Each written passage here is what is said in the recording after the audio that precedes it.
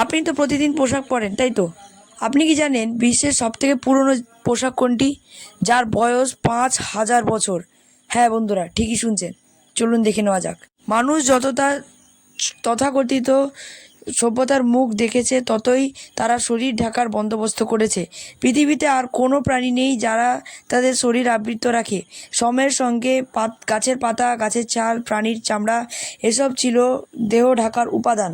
সময়ের সঙ্গে কাপড় তৈরি শিখলেও প্রথমাবস্থায় তা দিয়ে দেহ কেবল মুড়ে নিতেন প্রাচীন যুগের মানুষ।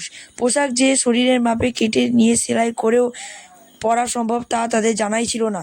খ্রিস্টপূর্ব 3,000 বছর আগে মানুষ শরীরকে কাপড় দিয়ে কোনো রকমে জড়িয়ে রাখা ছেড়ে জামার মতো করে পরতে শেখে, যা মাপ করে কেটে তারপর সেলাই করে তৈরি হয়। মিশরের কায়রোর কাছে তারখান সমাধি পাওয়া যায় মাটি খুঁড়ে। সেখান থেকে উদ্ধার হয় একটি পোশাক।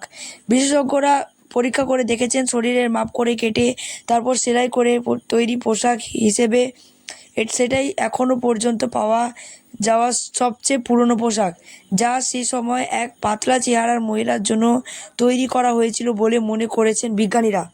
1913 সালে মাস্তাবা সমাধি থেকে এই পোশাকটি উদ্ধার করেন একজন প্রত্নতাত্ত্বিক। তবে তার প্রাচীনত্ব ও বিশেষত্বের কথা জানা যায় 1977 সালে। আপনি কি এগুলি জানতেন? কমেন্টে লিখে জানাবেন।